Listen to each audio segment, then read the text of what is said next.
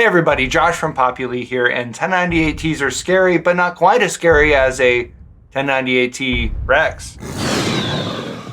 It's 2024, and now it won't be long before you'll want to release 1098Ts to your students. Here's a look at what you'll need to know about the forms for the 2023 tax year and how Populi can help you get the job done. First off, deadlines. You'll need to release 2023's 1098Ts to your students by January 31st, 2024. And you'll need to file those forms by mail with the IRS by February 28th. If you're e-filing, you'll have until March 31st. Another note about e-filing, if you haven't already set your institution up to e-file, don't assume that you'll just be able to e-file when it comes time. It's our understanding that there is some lag in the setup time, so you want to make sure that's squared away in advance. Next, reporting requirements. These haven't changed this year. You're still reporting any qualified expenses, so tuition fees, any required enrollment expenses that were paid for a student in the 2023 tax year. If you have any questions about the official IRS instructions, you can find the answers at goodoldIRS.gov. The link is in the description. Let's do a quick overview of the 1098T process in Populi, then we'll get into the details. So to begin, Populi automatically generates preliminary 1098Ts for students based on the information on their profiles. Your team checks and, if necessary, adjusts amounts, deals with error notifications, all that. You release the 1098Ts to students, you choose how you'd like to file with the IRS, and then export the appropriate format from Populi. In order to manage most of this information, you'll need either the financial admin or financial aid role. The student billing role can access the 1098T table, but can't edit information or release documents or anything like that. Populi automatically generates 1098Ts for all your students who were charged for courses in 2023. You can find the report in Financial Aid, Reporting, 1098T, where you can review, revise, and release the forms. When you land here, you can choose the tax year you're looking at. It'll default to the 2023 tax year, but you'll want to confirm that you're looking at the correct year.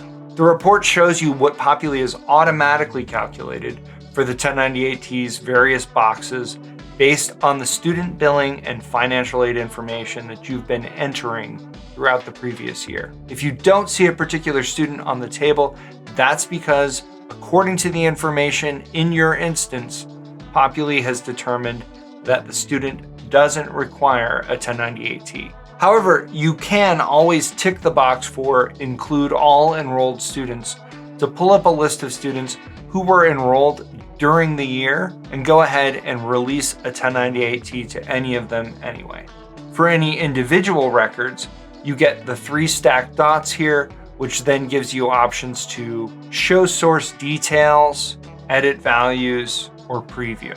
For a detailed look at the numbers we crunched for each box, choose Show Source Details. Behold, information from all relevant invoices and payments and other pertinent details presented for your reading pleasure. What if these numbers need revision? Maybe your school started with Populi partway through the year and you know that these figures are incomplete. Choose Edit Values and you can adjust the fields on that student's form. If a student's form has been revised, a plus sign will appear to let you know. Also, check the description below for a link to instructions for importing 1098T data. Preview a student's form by clicking Preview. You'll see what all these numbers look like on the IRS form, beautifully arranged just so.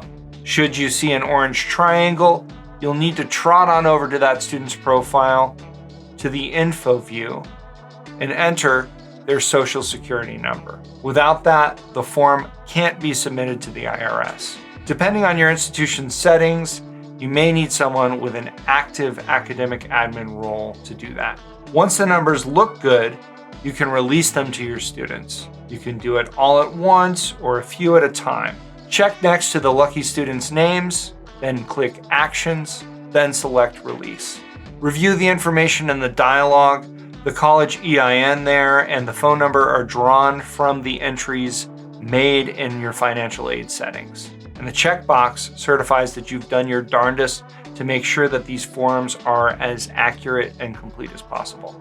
Finally, click Release to Students. Once you do that, the students will be able to find and download their forms on their profile, financial dashboards. They'll also get an email.